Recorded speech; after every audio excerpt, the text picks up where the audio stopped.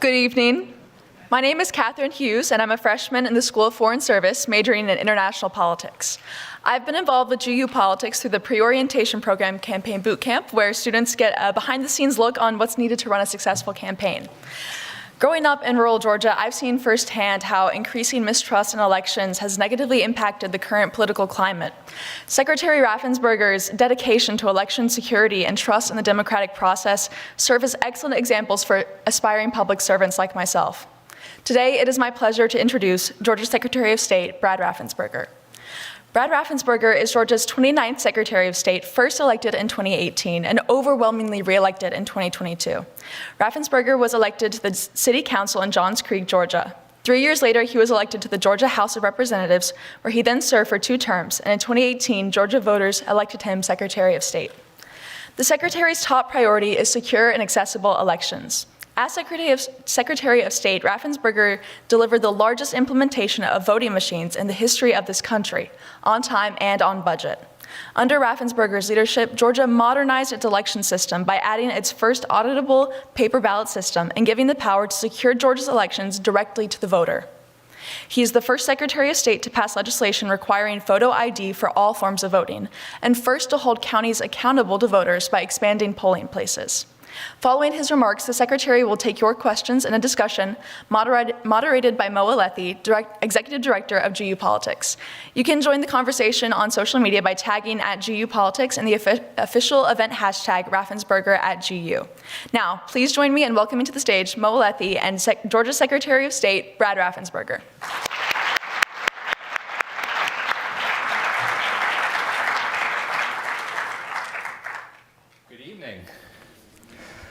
Catherine, thank you so much for that warm introduction and for your continued participation in what we do at GU Politics. Thank all of you for coming tonight and spending part of your evening with us for what I expect will be a really interesting conversation.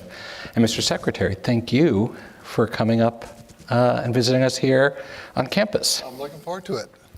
We met back in, I want to say, October or November at a panel discussion up in New York City that I was moderating on the health of democracy, and you were one of the panelists. But because it was a full panel, we didn't get to dive too deep. Now, maybe you were okay with that, but tonight we are going to dive a little bit deeper. Part of our programming this election year, as we've been thinking about how we want to program leading up to this year's election, we're going to do a lot of stuff about the campaign. But I saw a poll about a month ago that Gallup did that asked how satisfied you were with how democracy is working in this country. And a record low 28% of Americans said that they were satisfied with how democracy was working. That's 17% of Republicans, 38% of Democrats, and only 27% of independents. So we're going to do a lot of programming this year about that, about trust in democracy. And I really wanted to kick that series off with this conversation with you, because the cornerstone of every democracy is the right to vote. And following the last presidential election, we saw a real stress test on America's trust in elections. And you, this structural engineer who came to politics a little bit later from a non-traditional past, found yourself at the center of that national sort of maelstrom. I want to start there, not spend too much time there, and then look forward. But everyone here is familiar with the infamous phone call. Then President of the United States calling you up and asking you to find him 11,780 votes. I guess I would just like to start on a human level. What was it like getting that phone call, and how did you grapple with that? Well, it's not something I looked forward to. For many reasons. Because since the election of November, we had been pushing back on all the misinformation, disinformation. But somewhere, the hopeful part of me was hoping if I have this call with the president and I give him the information, the data, that I said, oh, that's why I came up short.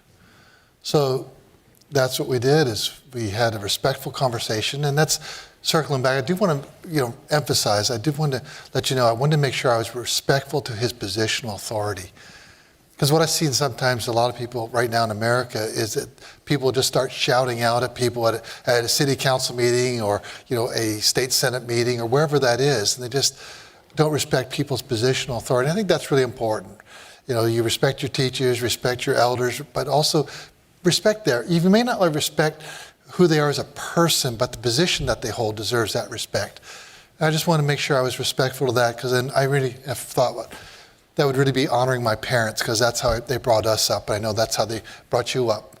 And we're all the same about that. And so I want to have a conversation, give them the information, and hopefully then we can move forward.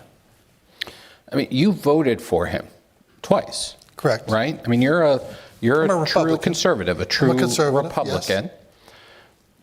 And suddenly you were the face of this election conspiracy against the candidate of your own party that had really taken off. And I've listened to the phone call, and I suspect many people here have as well. And I heard you walk through that data. And I've seen you since walk through the data of why he fell short. Why do you think that conspiracy and that lie resonated so much? I think for Republicans in Georgia, you have to understand that we had run the tables on the Democrats since about 2002, when we changed the state from being a Democrat governor to a Republican governor, Governor Sonny Perdue. Then we had Governor Deal, then Governor Kemp. All of a sudden, we lose a race. And so that was a shock to our system. We always thought we were always going to win. It's kind of like some of these pro teams. They win every year. Or UGA wins football, national championships every year. We didn't get 3 in a row this year. So it was a shock to our system. Same idea. I think that was some of it. And then people just didn't accept the results. And they just wouldn't, realize, or couldn't come to grips with the idea that they actually lost to a guy that hid in the basement. Do you think it's that simple? I mean, there have been winners and losers in elections since elections were invented, right? What is it about sort of the moment we're in our history right now that is causing this type of distrust in the electoral results to feel more, pronounced than maybe it had in the past? Normally, when there's these situations and you give people the data, then they accept it and they walk off. They don't just double down. Then you give them more data, then they start, what about this? You give them the answer, and then they find something else, and they just kept on doubling down. And all they really were doing was just stirring up people and creating all this anger that somehow something had happened. And that's why we just continue to go out there and talk to people and let them know this is what happened, is that there weren't 66,000 underage voters, there were 0. There weren't thousands of felons, there was less than 74. Every single allegations in their lawsuit, we responded with facts. And we just did that calmly and respectfully with the people. Because in effect, they were grieving for that loss. They just couldn't believe it happened.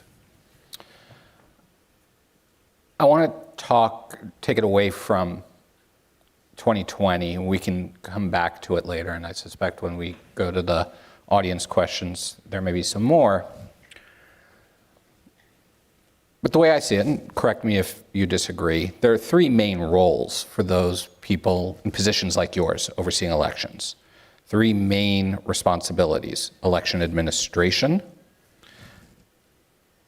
voter access, and election security. And when you hear people complain about their mistrust in elections, they kind of tend to focus on one or some combination of those 3 things. And so I'd love to get your thoughts on each of them. I've got a couple of thoughts, but would love to hear additional ones that you may have. And let's start with election administration. How confident should people be in the way elections are administered? By and large, we're very good at it. A lot of people question about where we are, and every county in every state probably has issues from time to time, but what they are is minor issues and generally won't affect the results. I don't believe that there's widespread malicious efforts by county election officials. Then people talk about, for example, that, well, in France they can vote a whole ballot, they can count it by hand and be done that night. Well, when you go to these parliamentary systems or even the French presidential system, there's only one candidate on the race. In Georgia, we're going to have for our primary that's coming up in May of 2024, probably 17,000, actually because it's Republican Democrat, we'll probably have about 34,000 different ballot styles for the entire state. Just imagine that, because we're not just talking about someone running for president, we're also talking about Congress, county commissioner, state senator, you just go down the list. Even in our county of Fulton County, we actually vote for the county surveyor. Down in Glenn County in South Georgia, they vote for the Water and Sewer Board. America is a very strong participatory constitutional republic. We have a lot of different races, all these precincts, 2,400 overlaid on that. It's very complicated, but in spite of that, we're very good at it. One of the things in 2020 that we heard in terms of how elections are administered, a lot of angst about from some people was the move to mail-in ballots, how long it took to count those, how long it took to count election day ballots, wondering why it took so long in some places and not in others. I would love to hear your thoughts just on that, right? On sort of the length of time it takes to count votes and how that might impact it and what we can do to improve upon that. Well, I think 2020 was a one-off because it was COVID. And so what we really saw, in fact, we had voted about a week, we had 3 weeks of early voting for the presidential primary. So back in the old laws we had in Georgia, we had 16 days of early voting, and we now have 17. But people had already voted for about a week and a half, and then Georgia shut down, the country shut down, as we were trying to figure out what are we going to do with COVID. And so we then pushed the whole primary, including the rest of the presidential primary, out to May or June of 2020. And we began that process. But there's a huge upswing of absentee voting. And so what does that look like? How are you going to vote absentee? Well, many people started casting dispersions on it because they said with the absentee ballot process in Georgia and many other states, you use signature match to identify the voters. How can I trust that? And so we actually were sued by, the Democrat Party. Prior to that, on signature match, they said it was subjective. After 2020, Republican Party sued us, said it was subjective. Since then, we have now gone to photo ID and modeled it after Minnesota, which is a blue state, with driver's license number, which is photo ID. We think that's very objective. So we took that off the place. But that was the first dispersion that was cast on the absentee ballot process. But that said, when your absentee ballots come in, then you have to verify that signature. Once you verified it, then you separate the envelope from that ballot. Then you have to lay that ballot flat, get it all ready to go. And that's all they did. They didn't do a lot of that pre-processing up to that level. But for the November race, we actually had them do that and then actually start scanning it. You didn't tabulate, but you actually scanned it. So you could then press the tabulation button after close of election. But coming into the primary that we had in June 2020 in other states, they were doing all of that after Election Day. That takes sometimes 2 weeks to do just because it's a very labor-intensive process. So that creates a lot of doubt. And it's just a breeding ground for conspiracy theories. So what we do now, I'll tell you what we do now, and then I'll tell you also the thing about where we are. So you go from 30 to 40% in 2020. Now we're back down to 6%. And there's nothing that we did.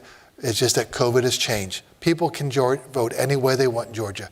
They can vote no excuse absentee voting, 17 days of early voting, or election day. Your choice as a Georgian. And so people are choosing to go back to vote early, about 60, 65%. But now we actually do the pre-scanning of all that before Election Day. So we get all those early ballots already done. But it's only 6%, so we can get those results posted quickly. Time is not your friend in the election space. The longer it takes, then all of a sudden the conspiracy, why is it taking so long? So before 12 o'clock at night on election night, we will know how many ballots haven't been counted yet. So there will be 50,000, 10,000, 100,000, whatever that number is. So there's no ballot drops or ballot dumps down the road. That helps also build trust. And I believe that trust is the gold standard of what we're looking for. Accessibility with security, building trust. And I think that really pulls our social fabric back together, and we have people trying to pull it apart. One other thing that worries me in terms of election administration, we are seeing, since 2020, an intense targeting of election workers by conspiracy theorists, down to the most local level, right? Just the volunteers. Obviously, your state had now the famous case of the 2 election workers who sued one of the most prominent election deniers for damages for the way they had personally been targeted. But we're seeing this across the country, and a lot of experienced election workers and volunteers are walking away. It's just too much hassle. It's too much for them and their families to get those late night phone calls. And in some states, the estimates are that it's about 50% turnover or more. That's a huge brain drain of people who are well-versed, well-experienced in the mechanics of running an election day operation. How worried should we be about that? To varying degrees, depending on what state it is. The one advantage that we do have in Georgia is that my governor, Governor Kemp, and I both ran for re-election in 2022. And you want to get re-elected, you have to go out and talk to people, and that was a good thing. So we traveled all over the state, and I talked to people all over the state explaining what happened in the election. And I think for that, more people got the information. I think there was more healing as part of that process. So it was all good. And so we're not seeing that huge tail off of election workers. Could we use some more poll workers? Yes, we could. And so whenever I'm talking to Rotary, Kiwanis, a business chamber, I'm always saying, please, who here has ever been a poll worker? Let's see a show of hands, and let's give them a round of applause for what they've done. And if you haven't done that, please, it's the best thing you can ever do for everyone, because if I come out to vote, you come out to vote, and there's no poll workers, we're going to have a real long day waiting. What do we do now? And so it's really important. But that is very important. Also, I noticed that like Oklahoma, which is a very strong conservative, just was signed into law poll worker protection. So you don't dox people's, personal information, and, don't harass those people. What they're doing is pure, good citizenship, giving back to their communities. Let's talk about access. There are those, a lot of folks on the left, my party, who have very serious concerns about attempts to limit access as they would see it. So I'd love, just again, starting with a general question, your thoughts on how accessible the vote is, and then, maybe your thoughts on some of the concerns that people have raised about voter ID laws, about limiting the early vote in some states. I know you can only speak for yours, but in some states you do see a shrinking of the period for the early vote or limiting the number of early vote sites, and how that feeds into mistrust of elections on the left. I'd love your thoughts on all of that. Okay. Well, what we've done is, in Georgia, we said we're going to give you 3 options. No excuse absentee voting, voting early, voting election day, and you decide. And you decided. And so in Georgia, 60 to 65% of people are voting early. About 30% are they like to vote on election day, and about 6% are voting no excuse absentee.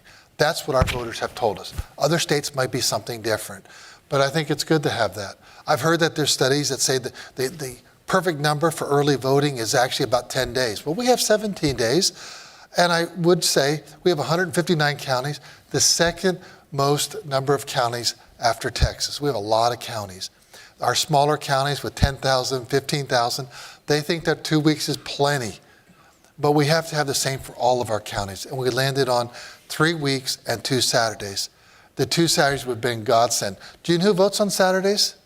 hard-working Georgians that can't get off Monday to Friday. So it's really just been good for people of either party. It doesn't favor anyone, but it just gives people that option. But by doing that, and people get to have that choice, we think that's the appropriate landing and where we are. Some states have 10 days, like President Biden's state of Delaware is 10 days. We're 17. We used to be a little bit longer. We kind of landed on here, and I'm good with that. And I think that most Georgians are comfortable where we are. Other states do a little bit more, a little bit less. But what it really does also, it gives the voters more option, which we think is a good thing. But it also gives the county election offices, a pressure relief valve. Imagine if that 65% of all early voters show up on election day. Now you're up to 94, 95%. How are you going to run an election, all of a sudden, all that swamp of people coming through there? We're not set up for that. What are we supposed to do? Well, this allows you to space it out so that we can, really manage those short lines on election day. It all works for us in Georgia, and that's why UGA, that's okay to mention another university here. It's allowed, yeah. UGA, they're not in the Big East Conference, so we're okay. UGA and MIT did a study after the 2022 cycle, and over 90% of all Georgians said, we trust the results, we had a great voter experience, and I think that's the sweet spot of where you want to be. Okay. I have so many more questions on this, but we'll circle back. I want to get to audience questions soon. Let's talk a little bit about security. How secure are elections? And sort of the three pieces of this that I'm most curious about: allegations of fraud. How much fraud is there really in our elections? Concern over hacking and foreign interference specifically. And then misinformation, disinformation. And the whole introduction of AI. Many people here heard the robocall on the eve of the New Hampshire primary that sounded a whole heck of a lot like President Biden telling Democrats not to vote. It's going to change quite a bit of how we have to secure our elections. So I'd love your thoughts on fraud, foreign interference, hacking, and misinformation, disinformation. Well, going back to the 2020 election in Georgia, but other states have done the same thing. If you look, we don't have underage voters, we don't have non-registered voters, but recently we just went back to the 2022 cycle, and we're part of a multi-state, group of states that we share voter registration records, and we found 17 double voters. They voted in our state, they voted in another state. You didn't think we were going to find you, we found you. And so we sent that to our local DAs. And so I don't know what happens to those other states, what they're going to do with the 17 voters in their various states. But you're talking about 17 voters that voted in 2 states.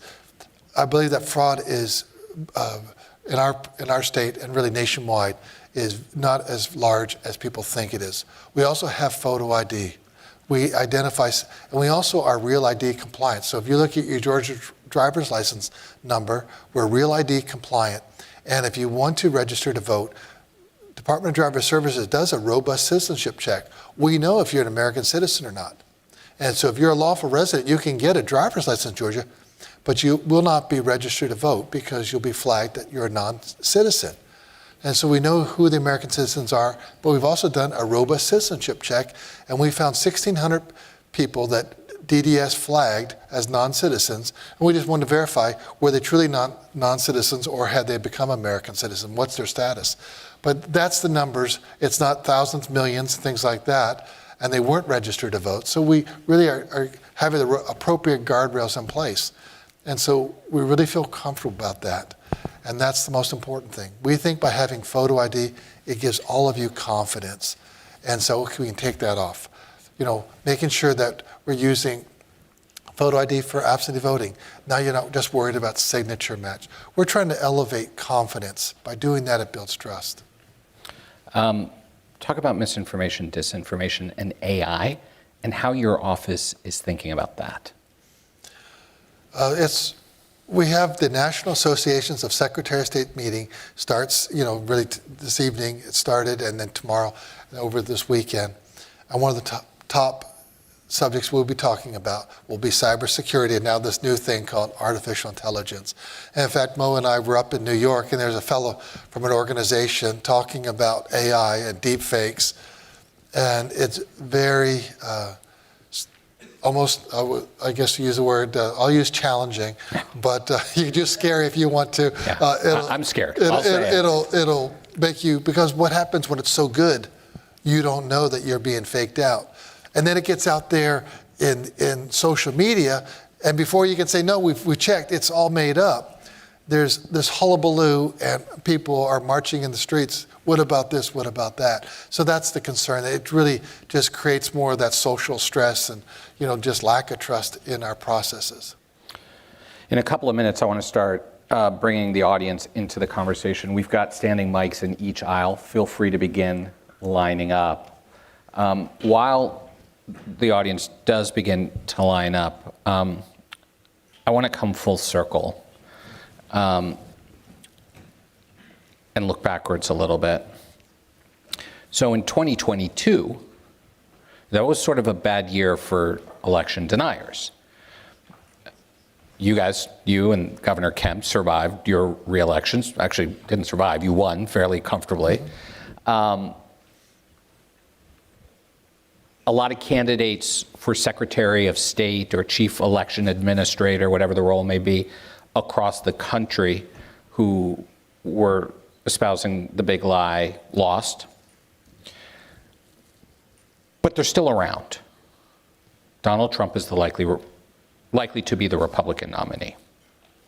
Overwhelming number of Republican voters still believe he won. We saw that. You see that in poll after poll. We saw it in the exit polls in Iowa and New Hampshire. There's about to be a change at the Republican National Committee, and the reported front runner to take over one of the two great political parties in this country is someone who espoused the conspiracies about the 2020 election. And even in your own state, a lot of those folks in your own legislature are trying to tie your hands a little bit, removing you from the election board and giving the board power to investigate you, sort of as retribution, some would argue. So considering that, and the very real chance that Donald Trump will win re-election, I'm not going to ask you to endorse. I know you won't endorse in an election that you have to oversee. But if this crowd does take power, does take over, do you have concerns about the institutions holding? How do you feel about the impact of that and of the continued attacks on the institution and the people who work within it? If they win, they will win fair and square. And if they lose, they'll lose fair and square. It's as simple as that. Whether they accept the results or are dancing, in the streets with, joy and glee, that's how they will respond to the win or the loss. But at the end of the day, we're prepared, and we will make sure that we have fair and honest elections in Georgia. I know the other states are working towards that. We're really making sure that we have that balance of accessibility with security. We're going to have photo ID no matter how you vote. We do robust citizenship checks. We are updating our voter rolls objectively. We just don't pull people off. We actually make sure that they have they passed away? Have they moved out of the state? Things like that. Have they moved to a different precinct so we can update you, locate you? All those things we do, so we'll know that the accuracy will never be closer. So if they win, fair and square. And if they lose, they've lost, fair and square.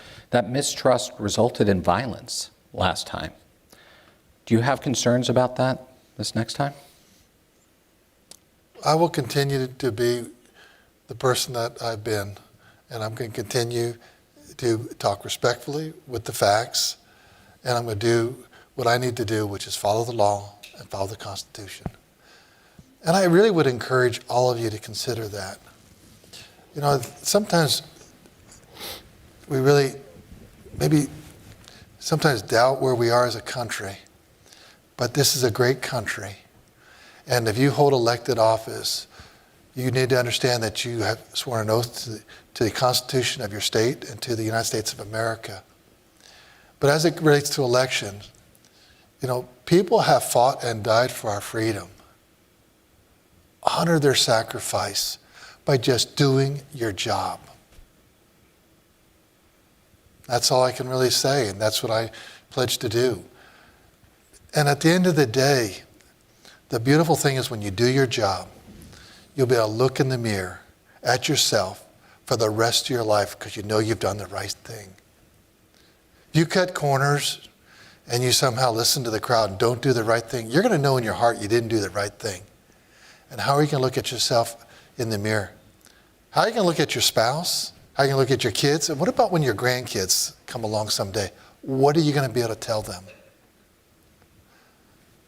And I enjoy, because I did the right thing, that I can enjoy a meal with my wife every night and don't have to worry about being someplace else, where I don't have the choice of what meal that they serve in that serving line behind bars. And I think it's really, you got to get it, boil it down to what it is. Do the right thing. But you're really honoring every person who has ever served, ever fought, and the founders that, devised this Constitution. That people say, well, it's not perfect. Guess what? You can make it more perfect. You're here in Georgetown, you'll figure it out. But it takes a lot of work for these constitutional amendments. But just continue to be good people of integrity, and it'll all work out. All right, they're going to have better questions than mine, so let's go to them, though I do reserve the right to jump back in. When I point to you, tell us your name, where you're from, what you're studying, and then please ask your question in the form of a question. Hi, Secretary Raffensperger. Thank you so much for joining us today. My name is Amar. I'm a senior from Illinois in the Chicago suburbs in the School of Foreign Service, studying business and global affairs. My question is on the same theme that Mo just brought up.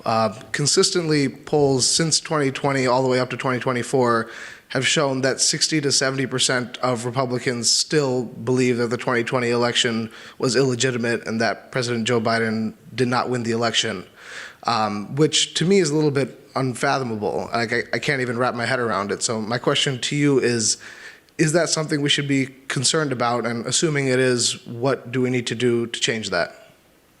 I think we have to also keep in mind in 2020, that was just a once in a century event. And there was just a lot going on, a lot of different moving parts, and more people voted absentee than ever did before. People are going to go back to their traditional ways of voting. And I think that, they'll probably feel a lot more comfortable. There's a lot of nervousness about absentee voting, mail-in voting in other states.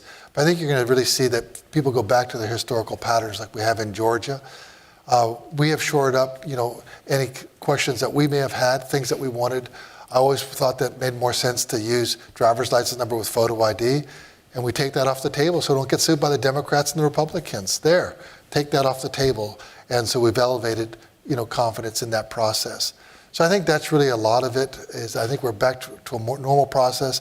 The campaigns will both be saying what they're saying. At the end of the day, their job is to turn out people.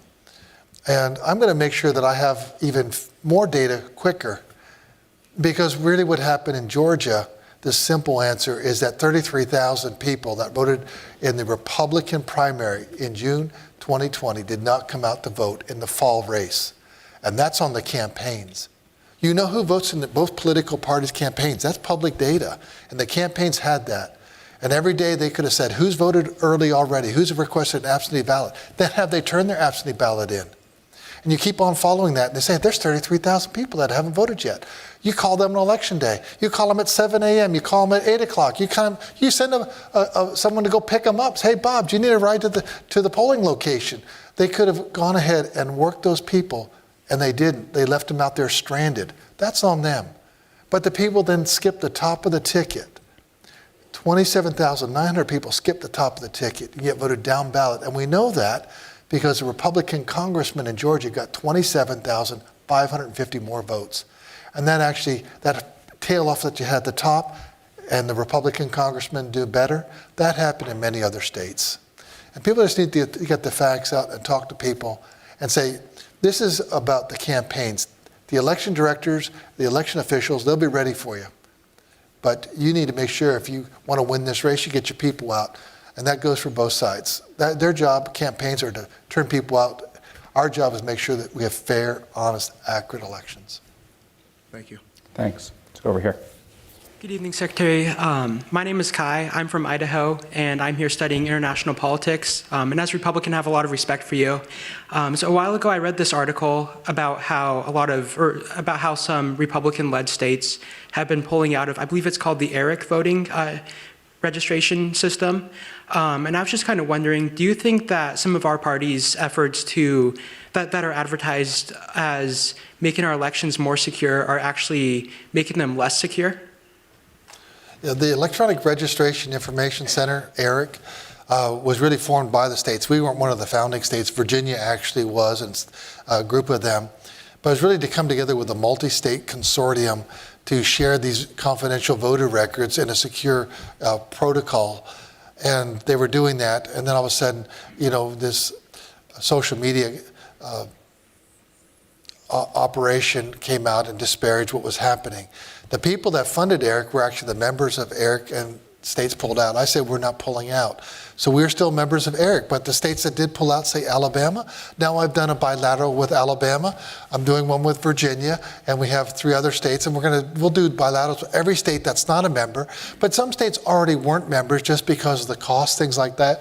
Like, for example, Nebraska. So we'll look at doing a bilateral with them. But also we now have gotten the data from Department of Driver Services. They are very protective of the information they have. But we have the information of driving when people get a driver's license in all other 49 states plus the District of Columbia. So you go ahead and get a driver's license in Texas, Nebraska, Illinois. We're going to find out about that, and then we're going to say, well, why would they have a driver's license in Illinois? And we'll reach out to you to find out, have you moved to Illinois? And then we're also, getting death records and other forms.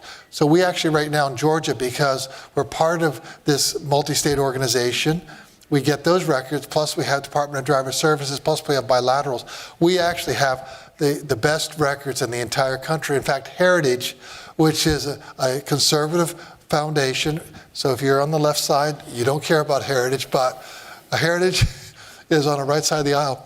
We were ranked #1 for election integrity. Go figure. That must just blow some people's minds, but because we struck the proper balance of accessibility with security. And also the Bipartisan Policy Institute gave us very high marks, as well as Colorado, tied for #1. Okay. Thank you. Thank you. Thanks. Hi, Secretary. My name is Robbie. I am a junior studying both computer science and government at Georgetown. I'm from Marietta, Georgia. I've lived in Georgia my entire life. Awesome. And as a Georgia voter, I am heavily reliant upon the absentee ballot system. I actually just ordered one a few days ago. Awesome. Was it easy? Pretty easy, actually. There you go. I got to hand it to you. You're welcome. My, But Gabe Sterling had a big part of that. He's our chief operating officer. So yeah, I'll give him a shout out later. it was very easy. We have a great team. My big question is actually relating to a lot of the changes that happened in 2021. And a lot of that was through the legislature, to my knowledge, and not necessarily the executive branch. But one of those big changes was it shortened the window that people could request ballots, and also the window that counties could mail out ballots by about half, approximately half. And I was just curious, because that makes it more challenging for students like me, because we have shorter windows.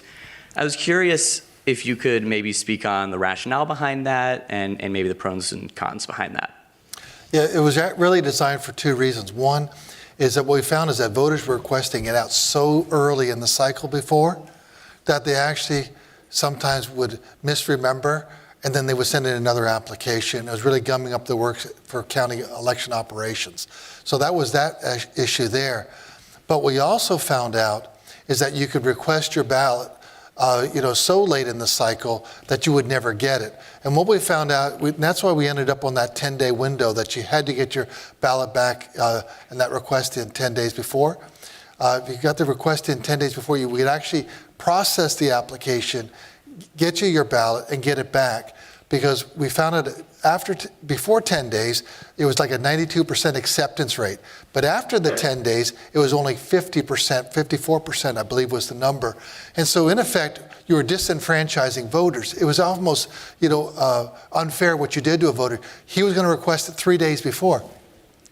Hey, I'm sorry, champ, but you're not going to get it in time because of the post office. It's nothing that you've done wrong. It's just it's so late. So it really made sure that we didn't disenfranchise voters to really improve the process, and that's why we did that. Thank you so much. Thanks. Hi, Secretary. Thank you for coming to speak with us today. My name's Ben Doolin. I'm a senior in the college from New York, majoring in physics and classics. And my question to you is, how has your education and background in engineering influenced your development as a politician and the way you approach policymaking, particularly involving issues related to large-scale systems such as election integrity and expanding voting access? That's a great question. Well, the one thing about elections, you just have to know how to add, because that's what it's really all about, right? So I don't have to use finite analysis. I don't have to use, moment distribution and all these other kind of, engineering theorems, I don't need to know what a Whitney stress block is like we do for concrete design.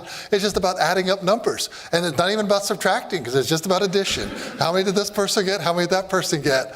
But I'm good with numbers, and I guess I'm really logical, and I just try and think through things. How do we improve the process? How do we make incremental improvements? And I do think that's one thing that engineers do, is they're always looking at how do you build a better bridge? How do you build a better building? In fact, we were walking, through Washington, D.C., and I saw that there's a big frame there holding up part of the structure, and the center was all taken down. So I'm just thinking of what they're doing there. So I'm thinking about the process at all times. So that's how we think. I think that's really good for someone in this area. And as Secretary of State, we also handle corporations, professional licensing. I'm a licensed structural engineer, civil engineer, and also contractor. And I understand how important professional licensing is. I also understand how important corporations are. And we have securities and charities. And if you have a charity in Georgia, I want it to be a real charity, where that 50% or more, hopefully it's 80%, 90% is going back out to the mission field. It's not going in your back pocket and you're making $3 million a year and the charity's getting nothing. So it really just kind of fit my wheelhouse. So I think it's a great place. It'd be a great place for a guy with a physics degree, computer science, and that computer science, don't do AI, please, or do it out there where it's doing good things, not bad things. So direct your energies towards the positive things in life. Thank you. Thanks. Thanks. Hi, my name is Allie. I'm a sophomore in the College of Arts and Sciences, double majoring in government and justice and peace studies, and I'm also from Marietta, crazily. That doesn't happen a lot at Georgetown, so that was weird. And my question is kind of relating to the midterms, the 2022 midterms. In my county, Cobb County, there was like about 1,000 absentee ballots that ended up mailed out. I'm sure you know about that. Mm-hmm. And I guess my question is, how do you interact with county level elections offices? How are they being supported / how does that look like, I guess? How do you make sure that all of them are working and doing the things they're supposed to do? Well, that's really interesting. This is a Georgia issue, but throughout Georgia, we have 159 election directors, and in Cobb County, you actually have one of the best. Janine Evler was fantastic, and someone in her team didn't have the experience, and that's really where there's no substitute for experience. Didn't have the experience, but she didn't throw that person under the bus. She didn't try and push it off on us. She took full responsibility, and that really is a testament to her character. This is what happened with our group. And then she went ahead and said, where are all these people? And they're sending this stuff out, Federal Express, next day air. How do we get that back to them? Tremendous, recouping of what had happened. It really spoke highly of her character because, yes, their office had this mistake, but she had been there for many years and was an outstanding person. She's since retired, but I just want to commend her for her years of dedicated, principled service for the people of Georgia and for her county. Thanks. Hi, Secretary. Thank you for being here. My name is Jordan Park. I'm a freshman in the College of Arts and Sciences from Seattle, Washington. My question has to do with, it kind of comes back to the issue of faith in elections, and my question was about if you think that the way districting is handled for electoral votes has any impact on faith in elections. I think that redistricting is one of those issues that we now have a lot of districts that once you win your primary, then you're going to probably be the nominee. We have very few, hinge districts. There's not a lot of movement in that.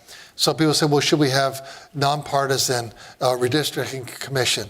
Trust me, if it has something to do with elections, it's not going to be nonpartisan for long, because if they put Mo on that redistricting commission, he says, I'm nonpartisan. No, he's not, and neither am I. So that is the challenge. So I really believe that the General Assembly should do the best that they can, because if they overstep their bounds, it will all of a sudden get before a court.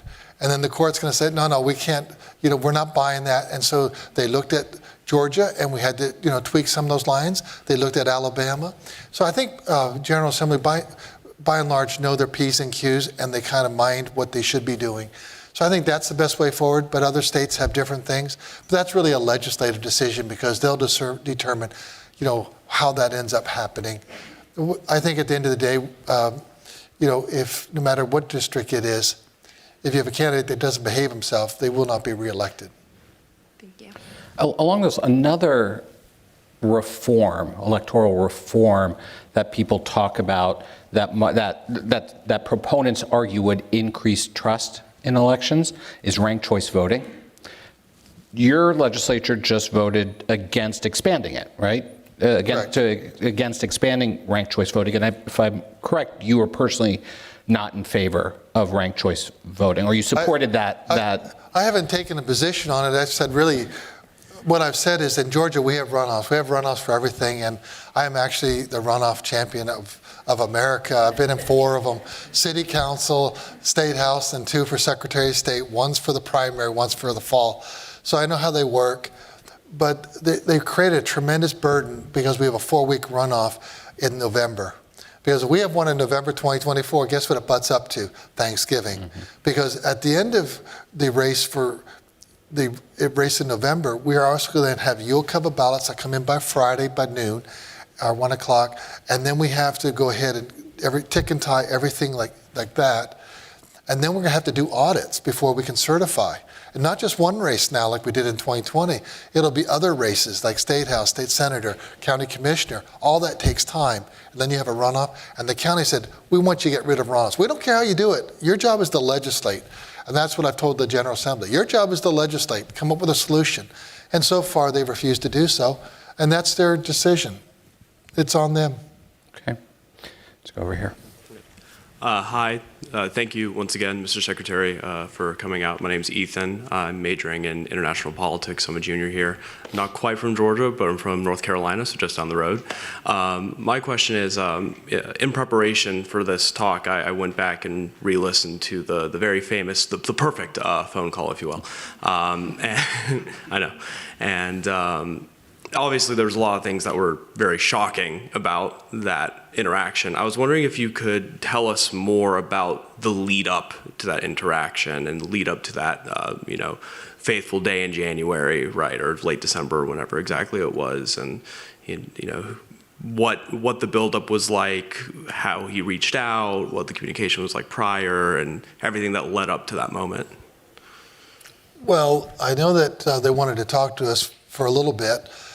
Someone sent me a text, and they said, it came from this email, nccongressman@gmail.com or something like that, and texted it to me. So it wasn't an email, it was a text.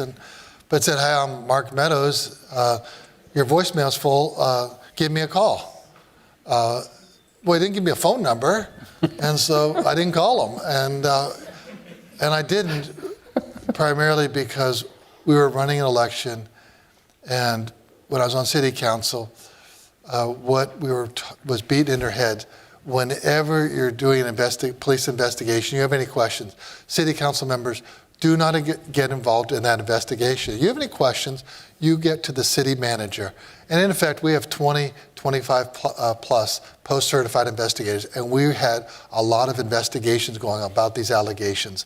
And I really didn't want to enter into conversation with a lot of people as we I didn't want them or me interfering with an investigator. Let our investigators do their work. And so I didn't have the number, so I didn't call. I got another one later, and it gave me the call for the White House switchboard. It still didn't really know if it was them based on that email address. I thought, well, maybe it's a deep fake. Maybe it's Borat. And so I just figured, I'm just going to assume it's Borat, and I'm not calling because I didn't know what good would come out of it. And finally, Neil Cavuto asked me some questions on Fox News, and I shared those data points, and apparently President Trump didn't like hearing that. And so Mark Meadows insisted to my deputy that we have a call that day. So I said, well, if we're going to do that, I want to have my general counsel on the call. My deputy was there, and then the White House, and they had all their people on the call. I don't know how many they had on, but we had my general counsel, Jordan Fuchs, and myself. And then we had that conversation for about 1 hour and 8 minutes. Just about right. Thanks. Hi, Secretary Raffensperger. My name is Naveen. I'm a government and computer science major in the college, and I'm from South Jersey. So you said time is not your friend. And to me, this screams kind of further digitalization of the election process. I think a robust voting system that's digital could do the work faster and take the burden off poll workers. So let's say, not now, but 10 years from now, we have a voting system that works on your personal devices. My mom uses her Mac to vote, something like that. And let's say it's secure from foreign interference. Mm-hmm. Easier said than done, but let's say. You know a lot about public trust in elections. Would this ever work? Well, it's interesting you said that because we'd been sued 10 times by the Stacey Abrams camp, 10 times by the Trump camp, plus or minus. And during one of those lawsuits, I happened to meet a professor from Western Pennsylvania. I think he came out of Pitt Cyber, one of those schools. And we were talking about the next generation of what elections could look like. And he says, Brad, this next generation is going to want to vote by their phones because that's how they've grown up. But we're not there yet for security. But that's really where we're going to be headed. Once we figure out that security element, then that's really where we'll go. But to your point, he was throwing out about 2035, so it's 10 years down the road. So that is I'm going to assign you that right now. You'll probably make $1 billion with this idea. You'll do a great job. But he says, once you establish the security in that, he said it's actually could be very powerful because it puts the voter back in charge from the standpoint up until closing at 7 p.m. You can go ahead and you can vote at 7 a.m. Go into the office, and the boss man, the union boss or boss hog that owns the company owns the whole town. You never know. It's a Wonderful Life. It was a great movie, right? When you own the whole town, you tell everyone how to vote. And the boss says, how'd you vote? And you show them. You voted for Mary or you voted for Bob. And up until 7 p.m., you can change it. So if you find someone that wanted you to vote for Mary and you voted for Bob, you show that one the other one. And then just before 7 a.m., you get your vote changed, and then you press the send button. It actually puts the voter back in charge. And I never had thought about that from that standpoint. But he says, Brad, we're not there yet. And so we're waiting for you to develop that and get it secure to keep out any kind of deep fakes, any kind of outside threats that we could possibly have. But we'll probably get there at some point when people have 100% confidence in that device. It's interesting, though. I remember the 2000 election and the debacle down in Florida with the hanging chads and all of that. And the response to make sure that never happened again was to move towards electronic voting. And touchscreen machines went up all over the country. I was managing a campaign in Florida in 2022, the first statewide election after 2000. And the election administrators hadn't thought about simple things. They used all the same locations, but hadn't thought about were there enough outlets.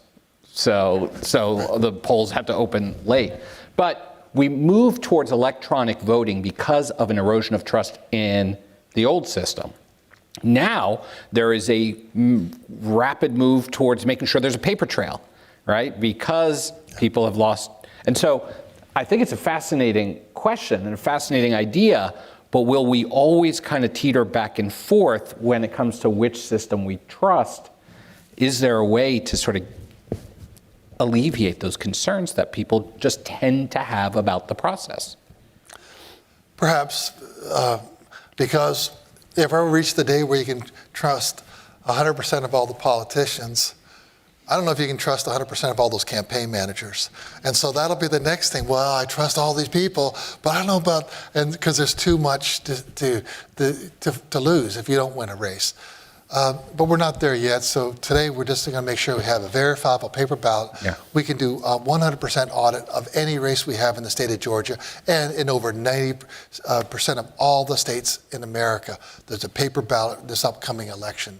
So you'll be able to audit anything, pull up the stacks, one for this candidate A, one for candidate B, one for candidate C, added them all up. Then you can verify that with the machine count that you had on election night, and you'll have the number of pieces of paper, and you'll then know this was a fair, accurate election, and this person won, this person lost.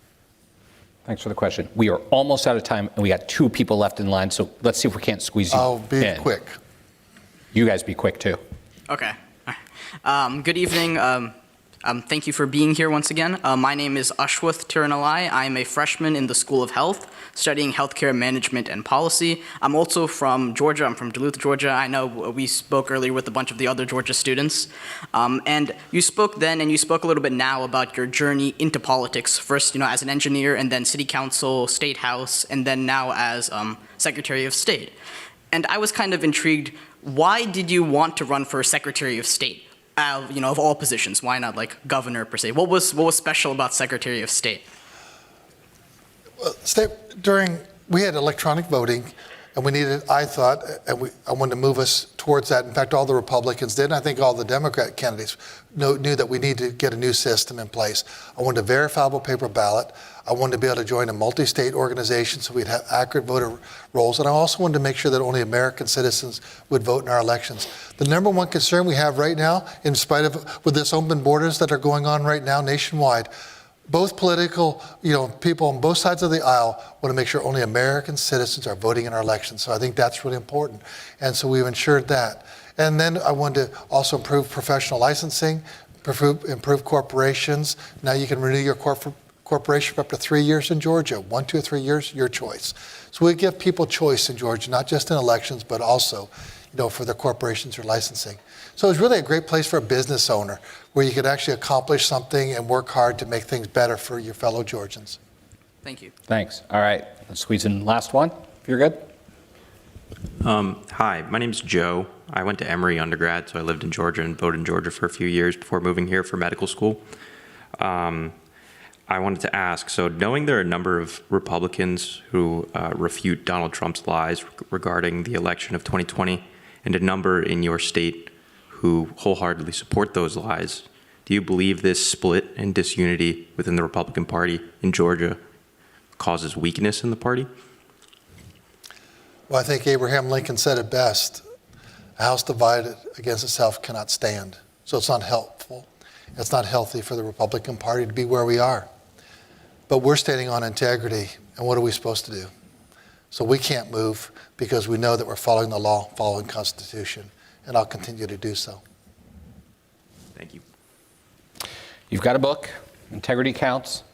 I haven't read it because you just gave it to me before we walked out on stage, but I encourage everyone to grab it. I've heard great things about this book. Our motto here at the Institute, our slogan, first thing you see when you go to our website, as the Institute of Politics and Public Service, is public service is a good thing, politics can be too. It's tested quite often whether or not that's true.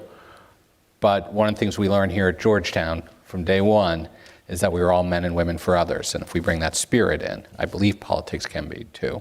We don't agree on everything, Mr. Secretary, politically, but I do believe that you are a person who brings that spirit of service to your job each and every day. And so thank you so much for sharing some of that with us here tonight. Thank you, Mo. Thank you. And thank all of you.